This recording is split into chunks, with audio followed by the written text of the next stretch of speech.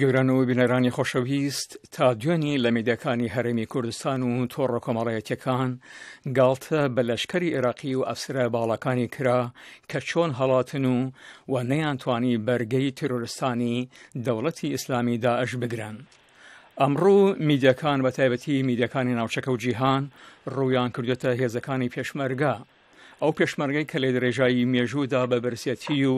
شەونەخۆنی لەشکەری پاراستنی گەل و خاک و نیشتمانەکەی و ناسنامەی کوردی بوو، ئەو پێشمەرگەی کە هەمیشە مەرگی لە پێشدا بووە ئەمڕۆ دەکەبێتە بەرتانەی دژمنان و میدیەکان و کوردستانی کە خاوەنی جۆرەها تانک و زرێپۆش و موشک و چەکی قۆرسە چاوەڕوانی چ چەکێکی قۆرس دەکات. ئەمڕۆ هەزارەها پرسیار لە زار و لە مێشکی هەر کوردێکدایە کە چاوەڕوانی وەڵامن لە بەرپرسانی باڵای هەرێمی کوردستان بە تایبەتی سەرۆکی هەرێم، سەرۆکی پەرلەمان، سەرۆک وەزیران، وەزیری بەرگەری، وەزیری ناوخۆ بۆ تێشەچنە سەر هەندی لایەنی ڕووداوەکانی ئەم دوایەی شانگار و زمار ڕوودەکەنێ لای کاک ئەحمەدە ئەسکەندەری لێکۆڵەری کاروبارەکانی ڕۆژهەڵاتی ناوەڕاست. تا بزانیم کاک ئەحمەد لەوبارەی چیمان پێ دەڵێت. کاک ئەحمەد زۆر خۆشاتم بەڕامی ئەمڕۆمان. زۆر سپاس، ئەم کاتتان باش، ماندوو نەبن. هەربژی کاک ئەحمەد، ئایا لە درێژایی مێژوودا پێشمەرگە قەت تووشی شکست و شەرمەزاریکی وەکو باس دەکەن لەو جورە بووە؟ من پێم وایە خودی ئەمەی کە هەر وەکو ئێوەش گوتان ئەوەی کە وەکو باسی دەکەن خودی ئەمە جێگای پرسیارە، ئایا ئەمە دەبێ وەکو شەرمەزاریەک دابنێن یان وەکو شکستێکی سەربازی دابنێن. لە هەموو شەڕێکدا و لە هەموو شەڕەکانی جیهاندا چ شەڕی کلاسیکی و چ شەڕی پێشمەرگانە و پارتیزانی دایمە سەرکەوتن و ژێرکەوتن بووە. ئەوەی کە ئێمە پێشمەرگەمان خۆش دەوێ و پێشمەرگە خەفاتی کردووە و بە بیر و باوەڕ بووە و دایمە نیشتمان و خەڵکەکەی پاراستووە، ئەوە ناگەیەنە کە هەمیشەی سەرکەوتوو بێ. بۆیە من پێم وایە وێستێکی سەیر ڕووی نەداوە ڕاستە لەم ڕووداوە تایبەتیەدا دەبێ لێکۆڵینەوە بکرێ، بزانن بۆچی وای لێ هات، چی بە هەڵەدا چوو، چی خراپ چووە پێشەوە. بەڵام ئەوەی کە پێمان وابێ پێشمەرگە لە شکست نایە و بەردەوام لە سەرکەوتنێکەوە بۆ سەرکەوتنێکی تر دەچێ، ئەوە هەڵەیە نەک هەڵە هەر بۆ پێشمەرگەی کورد، بەڵکو لە مێژوودا قەت بۆ هیچ پارتیزان و شەڕکەرێکی نیشتوان پەروەر وانە بووە. کاک ئەحمەد، ملیۆنەها دۆلار لەسەر بەوارهێنانی ئەو پێشمەرگانە خەرج کراوە، خەڵک دەڵێ ئەمەیە دەرەنجامەکەی. لەمە دووە کێ بەرپرسە لەمە؟ ئایا فەرماندەکانن یا سەرۆکی هەرێم کە زۆر کەس دەڵێ چاوەڕوانی فەرمان بوون؟ دەزانی چۆنە مەسەلە ئەوەیە کە لە کوردستان ئێمە مشکلێکی گەورەمان هەیە، ئەویش ئەوەیە کە پێشمەرگەکان پێشمەرگەی میلی نین کە پێشمەرگەی کوردستان بن. ڕاستە هەمویان خەبات دەکەن و تێدەکۆشن و شەهیدیان داوە، بەڵام پێشمەرگەی حیزبەکانە کە دەڵێن کاک مەسعود فەرمانی داوە. دڵنیاشین لەوەی کە کاک مەسعود فەرمانەکانی زۆر بە باشی و زۆر بە خێرایی و زۆر بە ڕێکوپێکی لە بەشی پارتی دەچێتە پێشەوە و ئەمە هەموو لایەک ناگرێتەوە. بۆ نمونە ئەگەر مەکتەبی سیاسی یا سەرکردایەتی یەکێتی نیشتمانی شەڕێک لە شوێنێکی پێمەسلەحەت نەبێ بە پێویستی نازانێ هێزی پێشمەرگەکەی ئامی سەرۆکی هەرێم بداتەوە. من پێم وایە ئەوەی کە ساڵەهایە، ئەوە نزیکەی 20 ساڵە هاوار دەکرێت کە هێزی پێشمەرگە لە هێزی سیاسیەوە بکرێ، حیزبە سیاسیەکانەوە بکرێ بە هێزێکی نیشتمانی. ئێستا ئاکامەکەی دەبین و ئەو پارە خەرجکردن و شتێش کە جەنابەت ئاماژەت پێدا ئەوەش لە حیزبێکەوە بۆ حیزبێکی تر جیاوازە. ڕاستە بۆ بە تایبەتی بۆ پارتی یەکێتی ئەو سەرفە کراوە، بەڵام ئەوانە ئینتیمای حیزبیشیان هەیە و وەفاداریەکی زۆر قوڵی حیزبیان هەیە، لەگەڵ ئەوەشا کە من پێم وایە زۆربەی زۆریان تەبعەن ئامادەی خەبات هەن بۆ نیشتمان و بۆ وڵاتەکەیان. کاک ئەحمەد، هەرچەمەشتا خۆم نەمبینیوە و نەمبیستووە، بەڵام هەندێک کەسان باس لەوە دەکەن کە گوایە هەندێک بەرپرسانی لایەنی بڵێن پارتی وتوانە ئەمەی کە کراوە تەکتیک بووە و خۆیان کشانەتەوە. ئایا لە کاتی گوایە تەکتیک لە کاتی شەڕ لە بەرەیە و یا خۆشارێکی گەورە بەدەستی کەسێک بەجێهێڵیدن و خەڵکەکەی ببنە قوربانی؟ من پێم وانەوێ ئەمە من بە تاکتیکی دانانێ مشکلەکە ئەوەیە کە لە دیسانە دەگەڕێمەوە سەرەوە قسەکە لە بەرەی پارتی ئەو بۆ چوونە هەبوو کە شەڕی داعش بەو جۆرە نەکرێ و ڕەخنەیە کە سەرۆکی هەرێم لە پەرلەمان کردی ئەو ڕۆژەی کەوتی ئەمە ڕەفراندۆم ڕاگەیەنی ڕەفراندۆم بۆ سەربەخۆیی کوتی 3 مانگ پێش هاتنی داعش بۆ مووسڵ ئێمە هۆشدارمان داوە بە مالێکی و 1 هەفتە پێش ئەوەش دیسان ئەو هۆشدارەمان داوەتەوە ئەمە معنای ئەوەیە کە دەستگا زانیاریەکانیان و دەستگای پاراستن و ئەوانە زانیاری زۆر وردیان لەلا بووە ئەی باشە پرسیارەکە ئەوەیە ئەوە گەلۆ چما لە شنگار کە هێزی پێشمەرگەشی لێبوو ئەم زانیاریانە نەبوو ئایا نەبوو هەر بە تەواوی ئینگلیسی دەڵێ سرپرایز بوون یان ئەوەی بوو کەم تەرخەمی کراوە کە ئەگەر دووەمەکەی ئەگەر یەکەمەکەی بێ دیارەوە کەم تەرخەمێکی ئێجگار گەورەیە و ئەوە لاوازیەکی زۆر گەورەیە ئەگەر دووەمەکەی بێ تەبعەنەوە چێتە پلەی ئەوە کە ئەبێ و کەسانە مەحکەمە بکرێن و دادگایی بکرێن و لێپرسینەوەیان لێ بدێ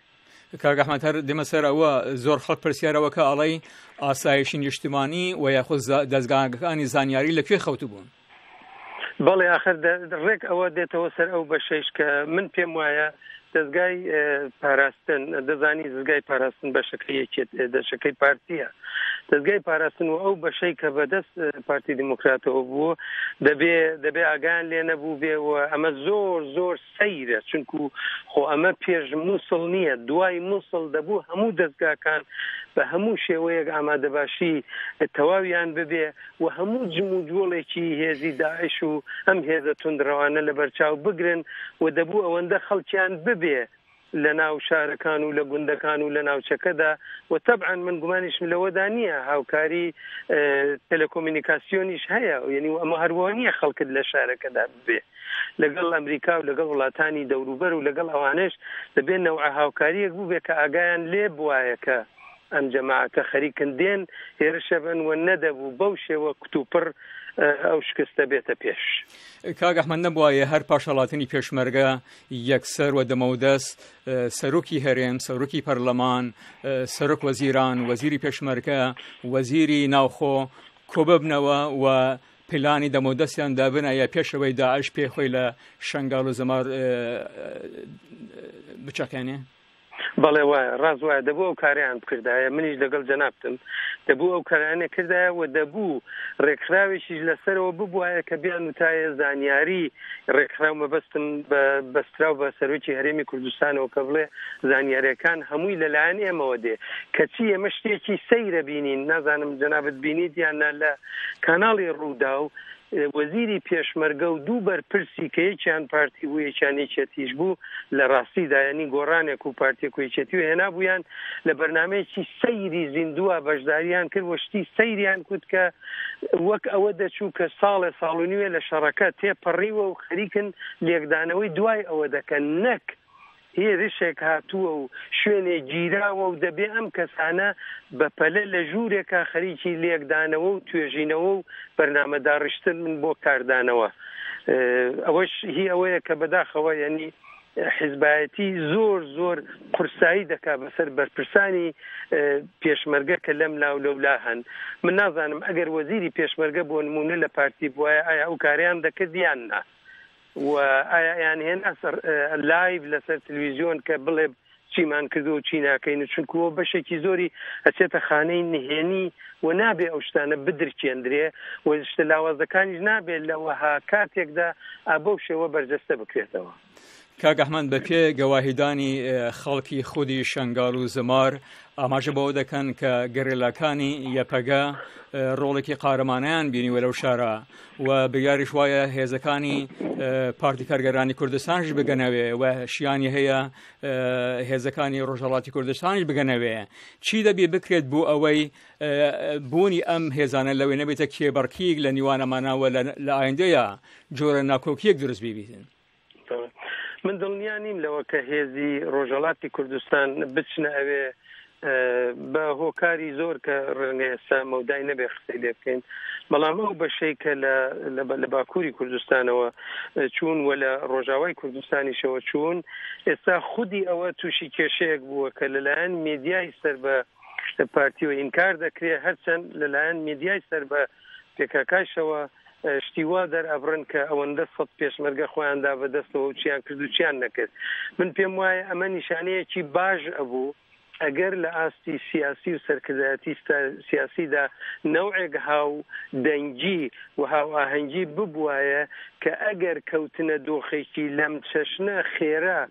هێزی یەپەگە و هێزی پەکەکە و تەقەتی ڕۆژهەڵاتیش بتوانن بە یارمەتیەوە بێن و ئەمجار لەناو ئەو هەمە ئاهەنگی و هاودەنگیەدا دەیانتوانی کێشەکانی دواتریش چارە بکەن بەڵام ئێستا دەبیستین کە پێکاکە ئەڵێ کە ئێمە چ هێزمان ناردووە بۆ ئەوێ لەوێن و هێندێک میدیای سەر بە پارتی هەیە هەر بەتەواوی ئینکاریەکەن دەڵێن یەپەگە نهات و دیار نییە لە حاڵێکدا ئەوان شەڕی تریان کردووە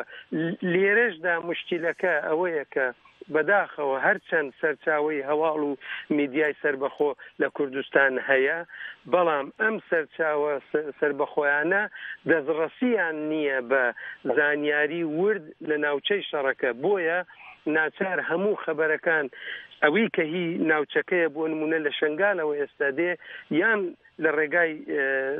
پارتی دموکراتی کوردستانەوە دێ سەرچاوەکانی یان لە ڕێگای پەکەکە و یەپەگەوە دێ من بەش بە حاڵی خۆم پێم وایە کارێکی زۆر باشیان کردووە کە یەپەگە چووە بۆوێ و ئەو ئیستیدلالش کە ئەکەن ئەڵێ لە بین لە شنگالەوە بۆ کوبانی ئەیانەوێ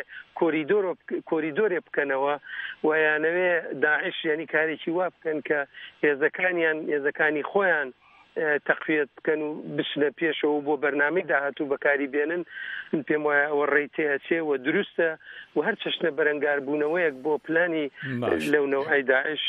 جێگای خۆیەتی کاکەمان زۆر بە کوردی زەحمەت دەبین لە کۆتاییدا ئێمە زانین هەر شکست و سەرکەوتنێک بۆ هەر لایەنێکی کوردی شکست و سەرکەوتنە بۆ لایەنەکانی تر سەرجەم گرنگی لە هەر بەشی کوردستان دەبێتن ئیتر کاتیەوە نەهاتووە لە سەربڕینی خۆمان وانە فێربین و بۆ هەمیشە هێزەکانی ئاسایشی کوردی هێزەکانی پێشمەرگە لە باشووری کوردستان یەک بخریان بەڵێ ئەوە زۆر کاتێتی ئێستا کاتیەوە گەیشتووە کاتێکەشی زۆریش تێپەڕ بووە دەبوو وەگەردم کردی پێشتر دەبوو لە 15 ساڵ لەمەوبەر بکرایە بەڵام ئێستاش هێشتا درەنگ نییە و هێشتاش من پێم وایە سیاسەتمەداری ئێمە دەبێ فێر بن کە لە داڕشتنی سیاسەتە ئەم کاتانیان لەبیر بێ نەک ئەوەی ئێستا ئەم بیبینین کوردستانێک کە قەرار وایە و من بەش و حاڵی خۆم ئومیدەوارم ڕفراندۆم کە بۆ سەربەخۆیی بەڵام کەوتووەتە دۆخێکەوە کە داوا لە مالیکیەک دەکا هێزی هەوایی بۆ بنێرێ و بە فڕۆکە یارمەتی بدا کە هەتا دوێنێ هەر بەپێی ئەو مێدیانە دەیان کورد هیچ سازشێک و هیچ ئاشبوونەوەیە لەگەڵ ئەو ناکرێ کابراەک ئەگەر تۆ هێزی یەکگرتووی سەر یەکڕیزت ببێ لە کوردستان پێویستت ناکە بەوەکە لە دەرگای کەسی وەکو مالیکی بدەیت کە ئێستا دێ دەڵێ بەڵێ بەسەر چاو دێم ئەوە هێزی زەمینیش دەنێرم و هێزی هەوایش دەنێرم بەڵام تەبعاً لە بەرامبەردا 1001 داواش دێنێتە ئاراوە. کاک ئەحمەد ئەسکەندەری شارەزای ڕۆژهەڵاتی ناوەڕاست زۆر سپاس و باشداریکردن لە بەرنامەی ئەمڕۆمان.